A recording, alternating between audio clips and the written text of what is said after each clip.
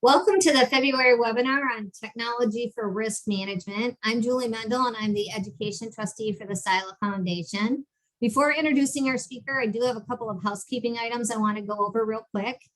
We only have 1 hour, so please put any questions that you have in the chat box, and time permitting, we will address them at the end of the presentation. If we do run out of time, unanswered questions will be addressed via email. The webinar is being recorded, and within the next week, you will receive a link to the recording, PowerPoint deck, and a post-webinar survey. So today's speaker is Michelle Covert, the Director of Corporate Compliance, Privacy, and Risk for Vertafore. She's a data privacy, cybersecurity, and strategy enthusiast who enjoys mentoring individuals interested in data governance, regulatory compliance, and security technologies.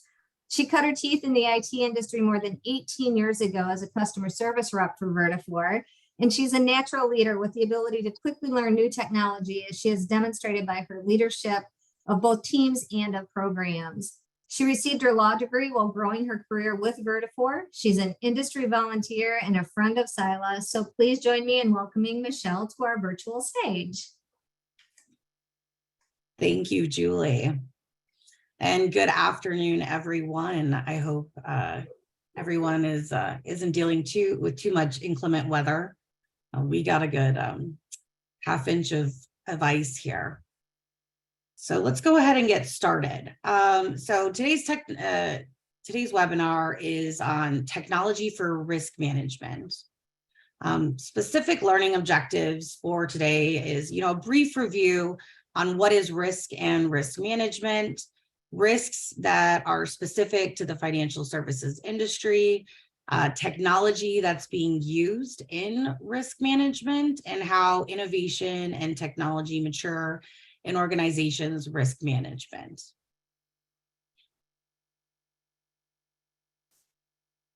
So let's jump in, what is risk and how is it managed? To put it simply, risk is the probability of something bad happening.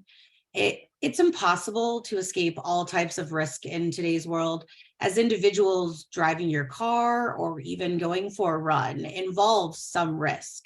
For businesses, risk is a part of every decision. In fact, the essence of business decision-making is weighing the risks and opportunities for various decisions. For example, when an insurance company is looking to introduce a new product in the market, they're going to analyze the risks and gains as a part of their go-to-market strategy. However, to understand risk, it first needs to be classified. It can either be a speculative risk or pure risk. A speculative risk is a risk that accompanies the possibility of earning a profit, whereas with pure risk, it's a risk that involves only the possibility of loss with no potential gains. An example would be natural disaster, car accident, serious illness.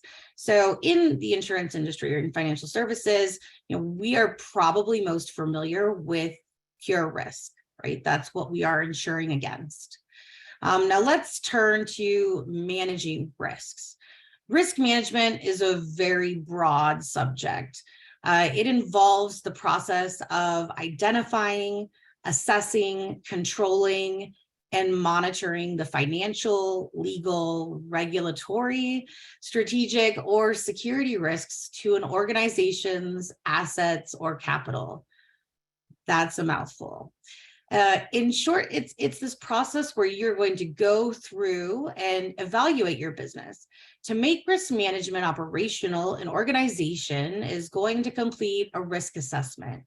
While there are several frameworks and technologies that can be used to complete a risk assessment, it has to be tailored specific to the organization's business operations.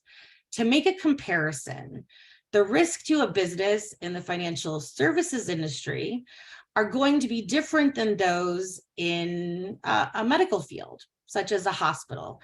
It wouldn't be accurate or helpful to use the same risk management framework across both of those industries. Once an organization has completed a risk assessment, it can be utilized to help its leadership identify their risk tolerance or thresholds. It helps them make informed, strategic, risk-based decisions, both operationally and how it chooses to assume or accept risk, how it may choose to mitigate risk by reducing the probability or the severity of consequences, or how it chooses to treat or remediate risk.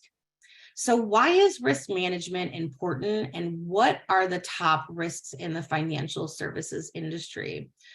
First and foremost, inadequate or non-existent risk management can result in consequences, severe consequences in the form of fines, regulatory non-compliance, etc. But most specifically, it's going to be around financial loss. So let's dig into a few of the top risks to organizations in the financial services industry. So first and foremost, one of the most common concerns for any business is damage to the company's reputation or their brand. This isn't surprising, considering that reputation and brand protection are vital components to any company's success.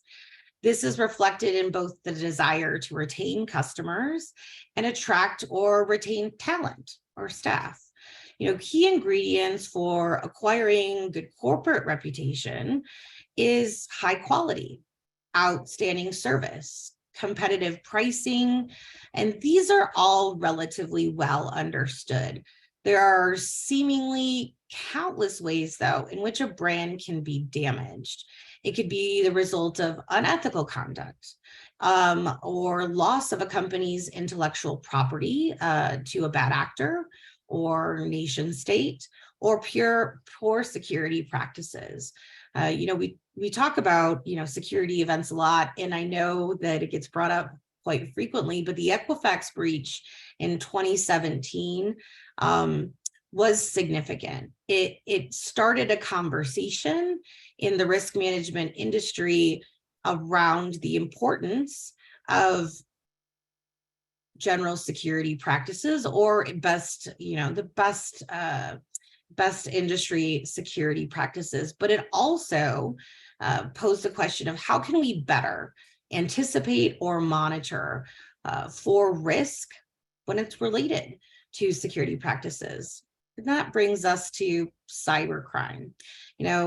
Cybercrime is top of mind for businesses in the financial services industry, whether it's a ransomware attack or spear phishing campaigns, or even synthetic identity fraud. And attacks are increasing in both frequency and sophistication. In the last few years, through a series of data breaches, more than 3.4 billion identity data elements have been compromised. As a result, the volume of data that's available on the dark web has become an affordable commodity. As an example, you could purchase a social security number for $1, potentially even less if you were to do so in bulk. Whereas if you were to acquire a driver's license number, it's going to have a higher cost point. Now, the saying time is money is truer than it has ever been in the financial services industry. So business interruption, whether it's due to malicious actors or operational risks being realized, it's going to affect productivity. It's going to lower the profile or rating of a business, and it can result in brand or reputational damage. In addition, your customers are relying on your business being available 24/7, 365. This couldn't be more broadly seen than as a response to the pandemic and remote work. While we were all at home, busy, doing our jobs remotely, we relied on our vendors and our third parties or our businesses that we engage in personally to be available because we weren't able to go to them in person. So business interruption and business continuity are critical risks within the financial services industry. That brings us to operational risk. Operational risk is the risk of loss resulting from ineffective or failed internal processes. This could be human error, this could be misconfigured system error, or this could be an external event that disrupts the flow of business operations.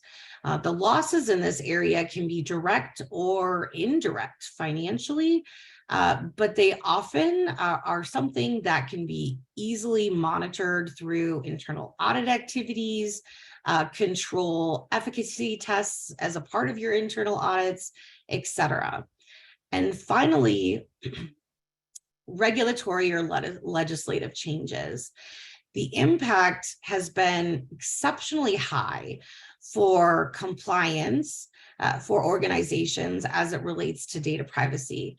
And an example of that would be it's cost upwards of $100 billion annually for businesses to meet compliance for recent regulations. We don't need to look any further back than GDPR or CCPA to see how it has impacted business operations of financial institutions.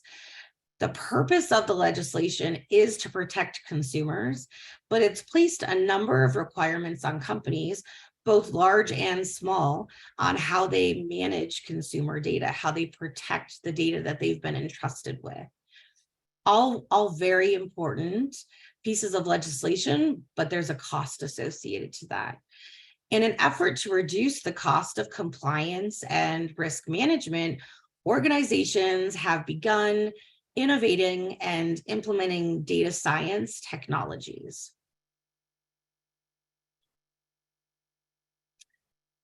So let's talk about data science tech and risk management.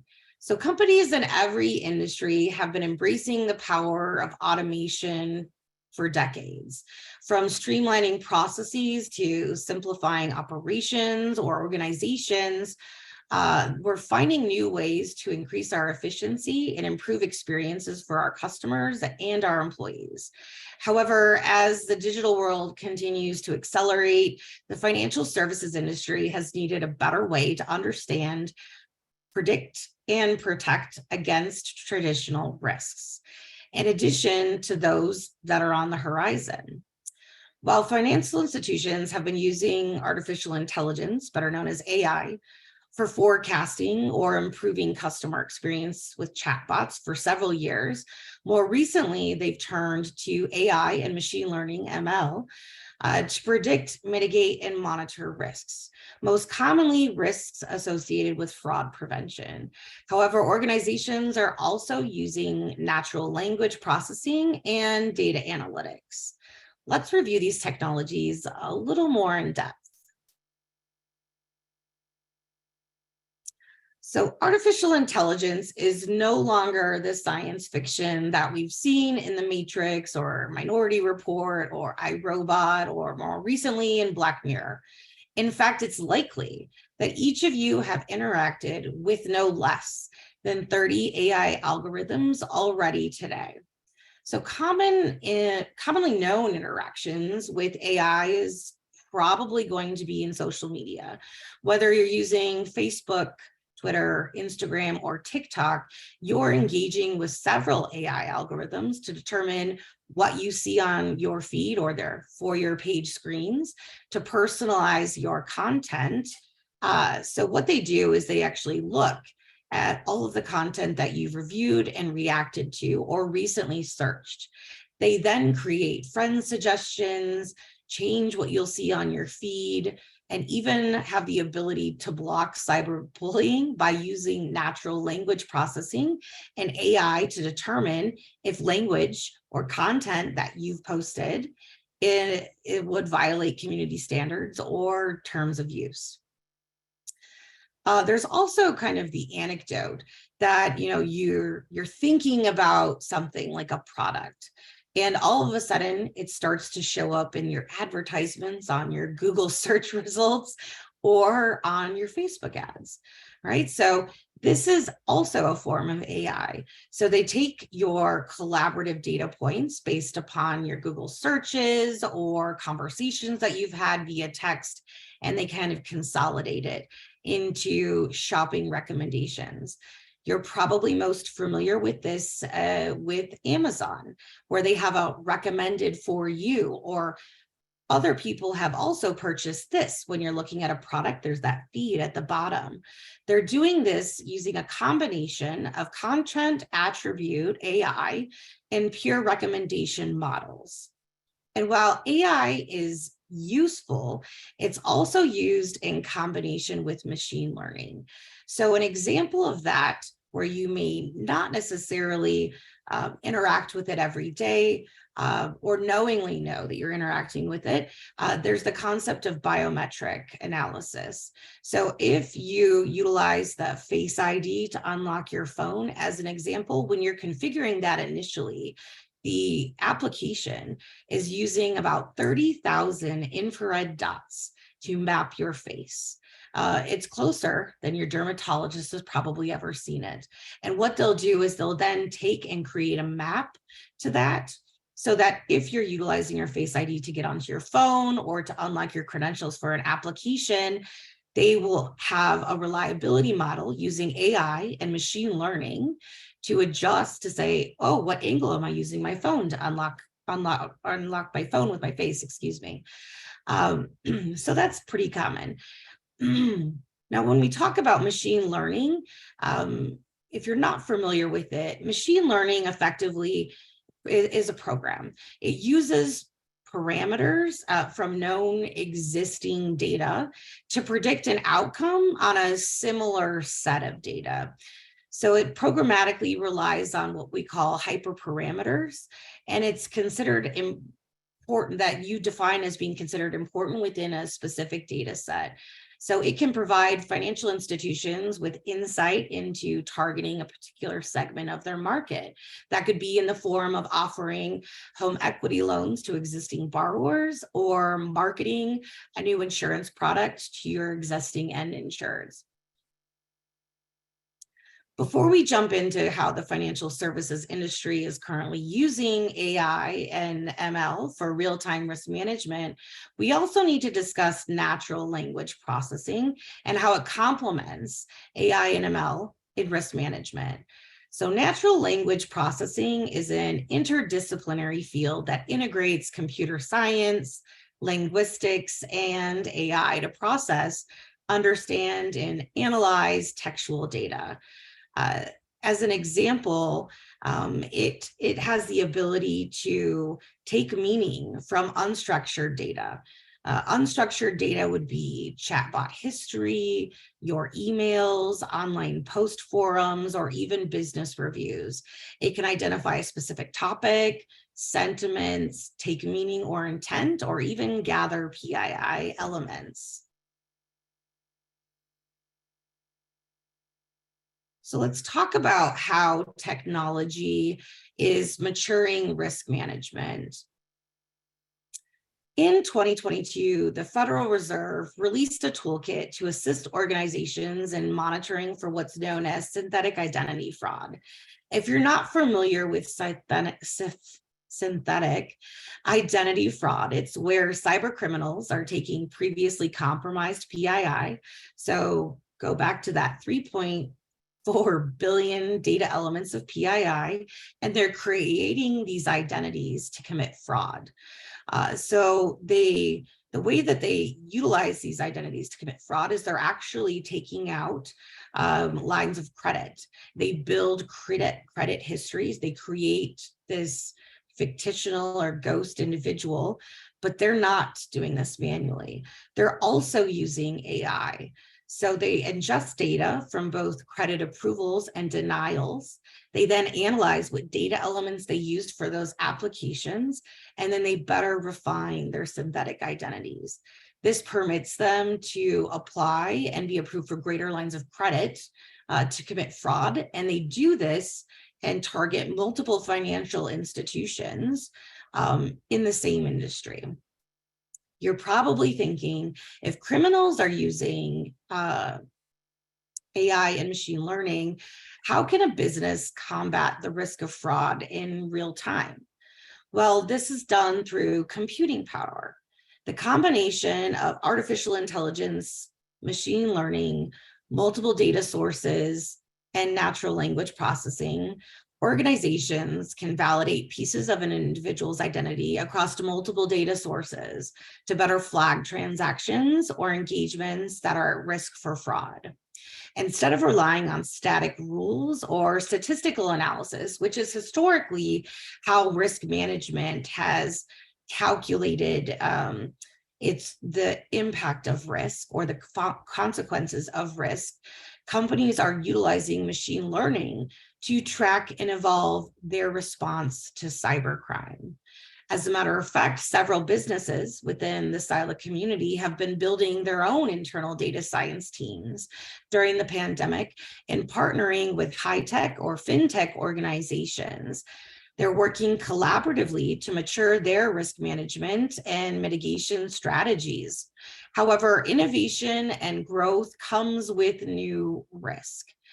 So as an example, in the last couple of years, there have been investigative reports specifically outlining how auditing is required for automation or artificial intelligence that's used to approve or to deny approvals in loans.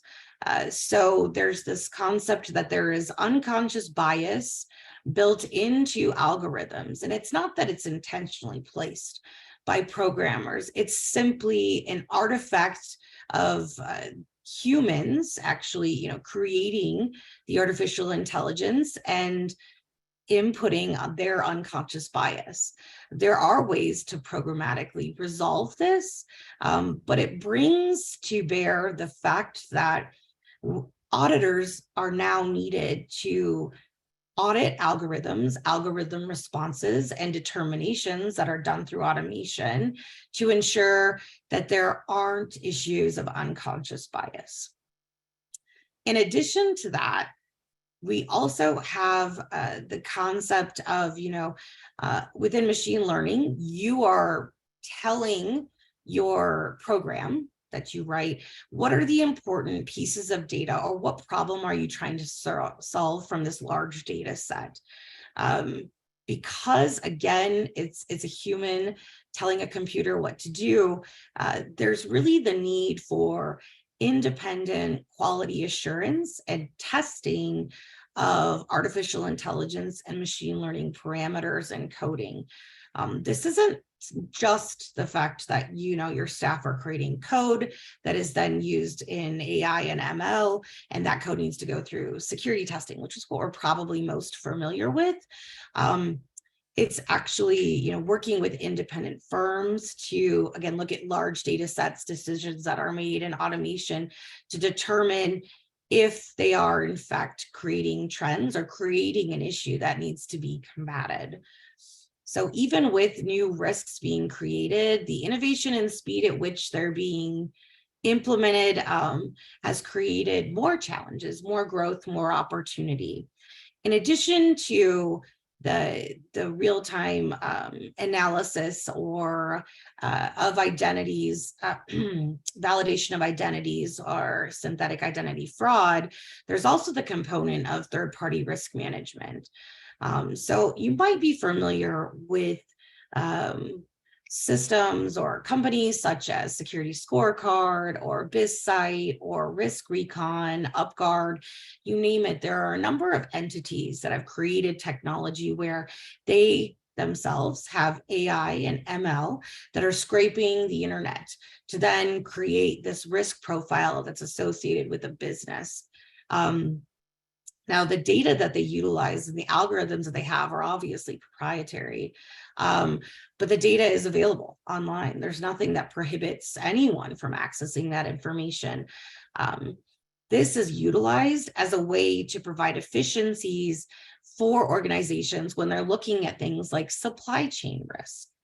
And they want to make sure that the vendor that they're working with has a strong security a strong security profile, that they're using best practices when it comes to preventing cybercrime, et cetera. So an example of where, supply chain risk has been realized most recently is probably the SolarWinds and FireEye compromises that occurred during the pandemic, specifically where the federal government was being targeted for exploit by malicious actors and nation states as a means to compromise and, again, attain intellectual property, confidential or restricted, secrets about national security and defense, identities, so on and so forth. And there's a desire that, given the broad number of organizations that any business is working with, the number of vendors that you have can be in the hundreds, they could be in the thousands, depending upon the size of your organization. It's simply statistically improbable to have enough staff to do all of this analysis and all of this information gathering manually. So when these organizations are designing their technology, they're doing so in a way that it's easily consumable. It can be your first line of defense. It can help you identify or target your entities or your vendors that are creating the largest risk for your organizations. So let's talk about auditing and the audit requirements around auditing algorithms.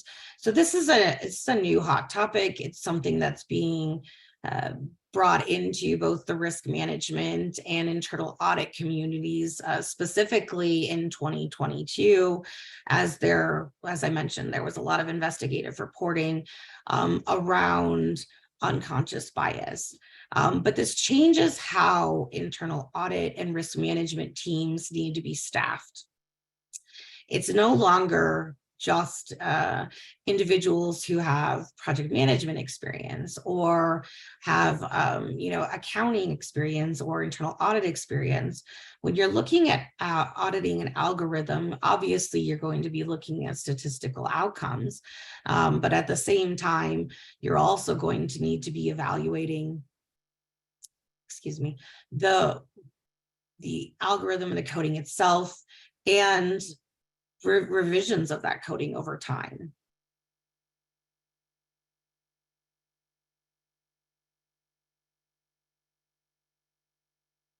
So with the innovation and speed at which it's being implemented, I really want to talk about an inspiring use case, specifically, and I'm sure it's probably not a super big secret, but Nationwide has historically partnered with Intel. And they've done this in a way to further enhance and grow their artificial intelligence and machine learning technology in-house.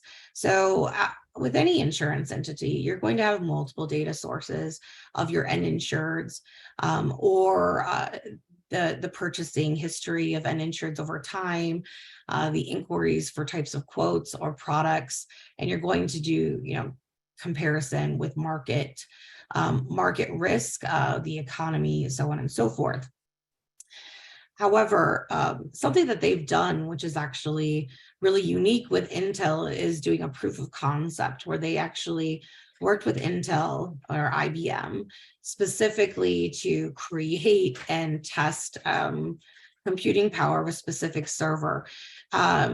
At the same time, while they're usually utilizing multiple data sources or data that's been provided to them for processing, they have created the ability through what's known as homomorphic encryption to retain the data in its original format, yet encrypted, to do computing analysis on that data, to then end up with recommendations and forecasting and analysis of individuals as they move through the life cycle, the sales life cycle, or understanding if you're going to be seeing comparative requests for fraud, or again, that synthetic identity fraud protection. What's unique about the use case and what they actually developed with Intel is computing and machine learning is incredibly costly when it comes to the technology, the amount of computing power that's needed. We're not talking about a computer or a workstation or a single server. We're talking about, petabytes of data that needs to have the ability to be analyzed in real time. So when you're doing that and the data has a regulatory requirement to retain, to be stored or retained encrypted, that required innovation in a manner to not decrypt it. It's obviously going to require less computing power if you can decrypt encrypted data, then do your analysis, re-encrypt it and put it back. But that then creates a new risk, right? So if you have encrypted data, you decrypt it, you do analysis. Once the data is decrypted, there is risk by having it unencrypted or in plain text. When you're creating these, innovative or enclave processing, what it does is it kind of let's think of it as like a bubble or a box, a black box. I guess is the best way to put it. And within that system, at no point in time is the data required to ever be decrypted. It simply has the ability to go through and do what is called format preservation. So while it might say, Michelle Covert, who works at 123 any street in any town in America, and that's my data. My social security number is 123456789. Instead of that data being decrypted in plain text to do analysis, it can be format preserved encrypted, which means while the system knows in your database that it's my social security number is 123456789, if someone were to look at it, format preservation allows it to remain 9 characters. However, the content itself will never be displayed in plain text. And it's simply able to utilize those multiple data sources and those multiple data points to then do analysis on me as a consumer. This kind of takes us back to that requirement around regulatory change. And so we mentioned, CCPA or CPRA. We have also, the Colorado Data Privacy Regulation, Connecticut's Data Privacy Regulation, Utah, Virginia. And then there's the federal legislation that is pending, being scheduled to be heard on the Senate floor. And while all of these regulations are currently in place or are pending voting, there's going to be that cost associated with it. But what's most important is how do you maintain the most restrictive model in that situation to utilize the tools, whether it's data science, specifically with artificial intelligence and machine learning and natural language processing to complete your work, but do so in another manner. If we could take a minute to circle back to, organizational and operational risk along with regulatory requirements, process changes are occurring and they're occurring rapidly. To do so is done through a various number of technologies. So we talked about third-party risk management, we've talked about fraud prevention. And so let's talk about, the regulatory and legislative changes. As a part of being an entity that is heavily regulated in the financial services industry, you're required to do regulatory reporting, compliance reporting. And through the use of artificial intelligence and machine learning, organizations are able to take these large data sources and pull out reporting to show that they are following, the various anti-discrimination laws, the GBLA or Dodd's SEC requirements, Fair Trade Commission, excuse me, or a number of different large US-based regulations and compliance and ethics, right? So they're doing so in a manner by doing this in-house versus the technology that's being presented by vendors in the space. But it can really be done either way. The risk that we have as just an industry at large is the fact that bad actors or even nation state actors that have unlimited funding are going to be utilizing, the path of least resistance. And that cybercrime is really going to be like the linchpin effect. As I'm sure you're well aware, tax season opened about a month ago.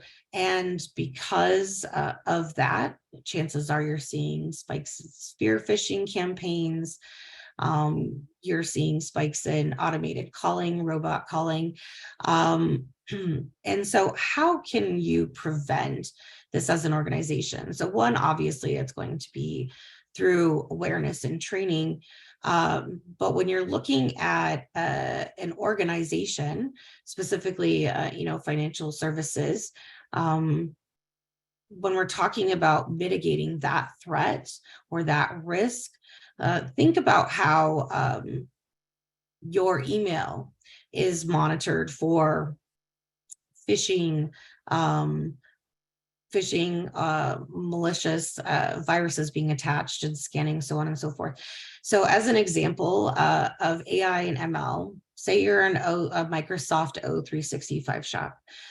Within that technology, Microsoft has general capabilities to scan and utilize AI and ML to look for specific tags or features or words within your content or the emails that you're receiving to better flag those emails to be quarantined or blocked from coming into your inbox.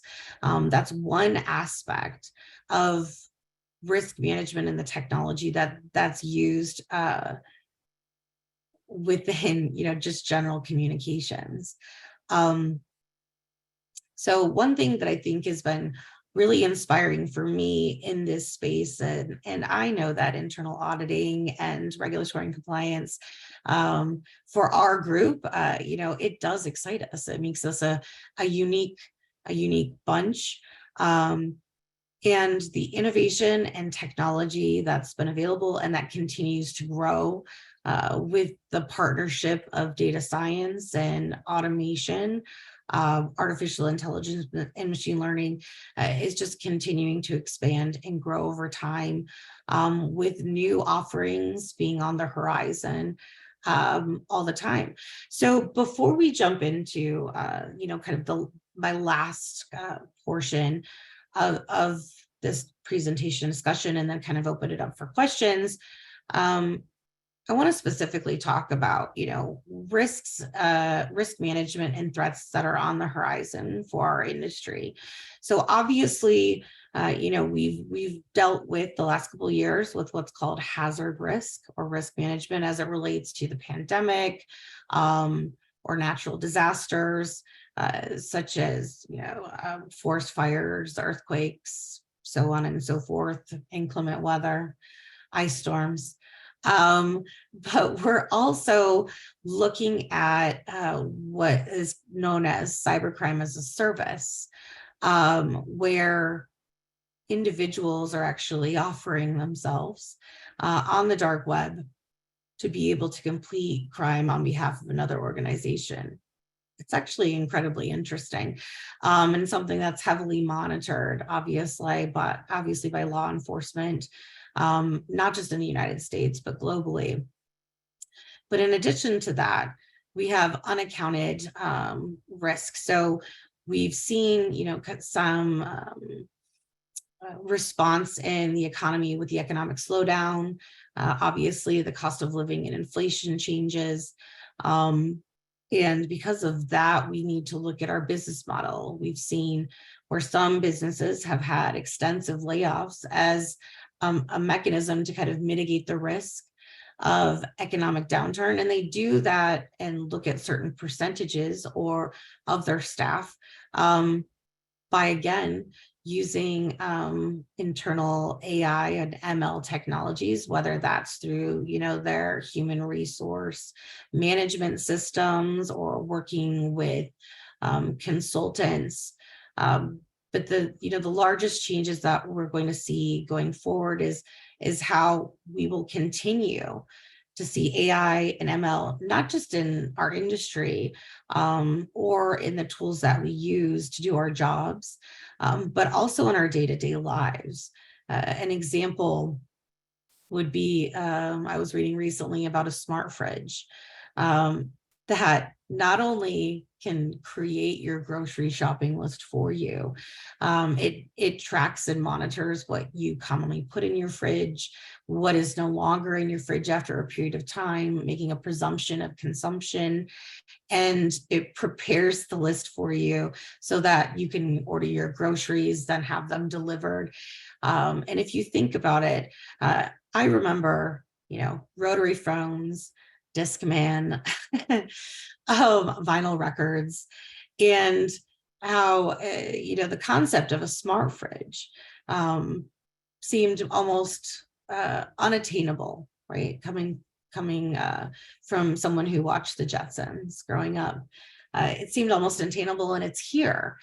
So we're going to see more of that, whether it's in smart homes, in our day-to-day lives, or in the technology that we utilize on our workstations or our laptops, or cloud computing and cloud usage and storage. All right, that was a lot. Does anyone have any questions specifically regarding artificial intelligence and machine learning?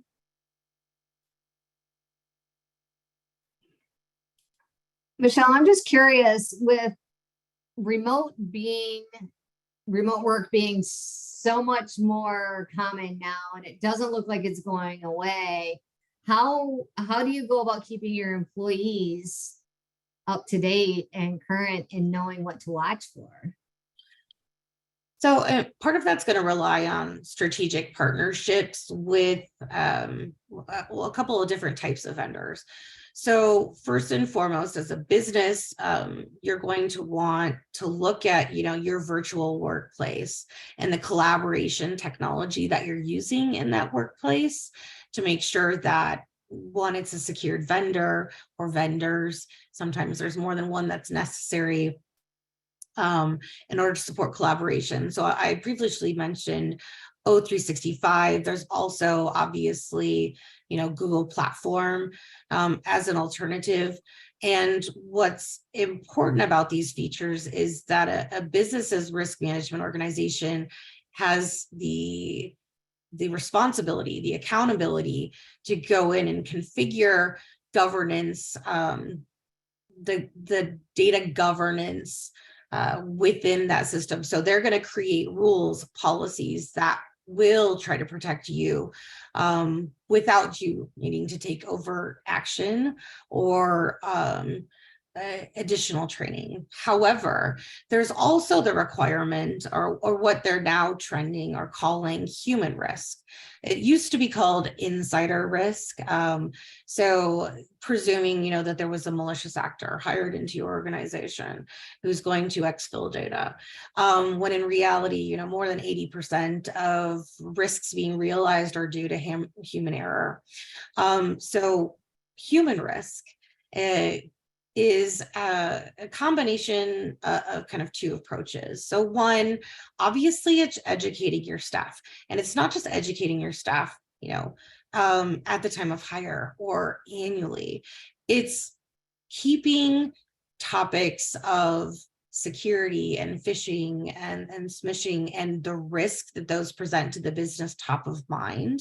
This can be done through various communication mechanisms, whether that's an email that talks about recent topics, or on your intranet there could be blog posts. There's also the AI and ML portion of this that kind of runs on your workstations.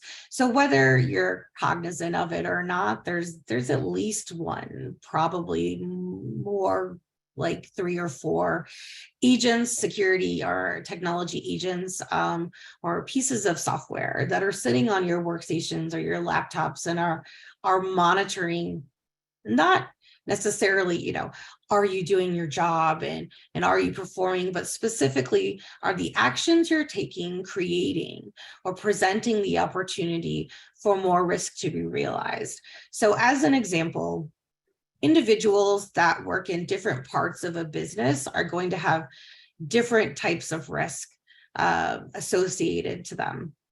So let's talk about someone that works in your procurement or your accounts payable organization is going to have a different risk than someone who is a privileged user or system administrator, IT, back office tech.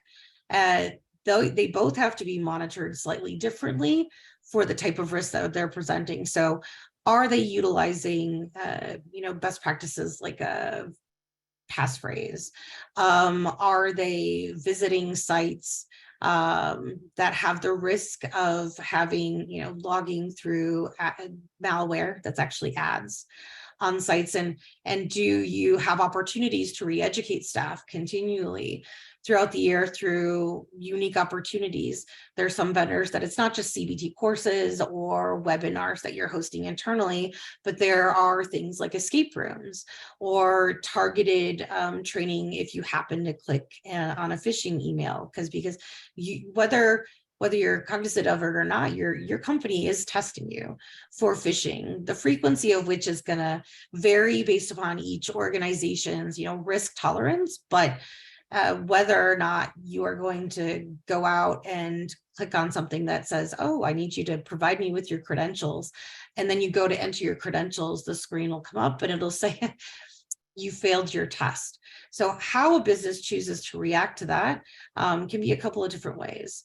There's the concept of human risk training through virtual escape rooms, where you have to go through not quite as fun as finding the key to get out of the room, like a physical escape room, but the same concept done virtually with the host. There's obviously CBT training, but it's really helping create lean processes and recommendations that your staff can use, not just while they're working and utilizing a company managed and issued device, but also something that they can easily translate or transfer to their personal life. So an example of this, which I highly recommend, is a credential manager, an encrypted credential manager. Whether you have an identity access management solution on your endpoint to mitigate the risk of your credentials being compromised, like, Okta as an example, probably a bad example if they had a compromise, but just as an example, there's also Active Directory, there's Ping. I mean, there's a number of businesses in that space, but they offer, encrypted credential storage and management. That's easily something that you can do as an individual on your personal devices. So KeyPass or LastPass, Pick a pass, they all probably end in pass when it comes to the naming conventions. But an encrypted credential manager or an encrypted key ring where you could store your credentials on a personal device is something that's easily transmissible, like transfer as a best practice from work to home. And when you can get your employees to kind of take the risk mitigating behaviors that you want them to do in the office and apply that to their personal life, or is explained or taught in a lean enough manner that they could easily apply it to their personal life, it's going to give you better risk surface resiliency, overall. Okay, great. Anybody else have any questions? Yeah, this is Margie Weber. Michelle, thank you for such a thorough overview. It's very interesting. Is the federal bill that you mentioned, is that the American Data Privacy and Protection Act that's pending? Is that the one you were referencing? Okay. Yep. Thank you. Appreciate it. Good job, girl. Thanks. Anybody else with questions for Michelle? Don't be shy. Well, with that, I guess we will give everybody a few minutes of their afternoon back. Michelle, thank you so much. This was a great presentation. I think everyone learned at least a nugget or two that they can take away today. We very, very much appreciate you and your time. So everyone, please save the date for March 23rd at 3 p.m. Eastern, where we'll be learning about hiring assessments and benchmarking best practices. And remember that our webinars are public and free of charge. Sharing our invitations is greatly appreciated. Watch for and complete the post-webinar survey, and we will see you next month. Thank you.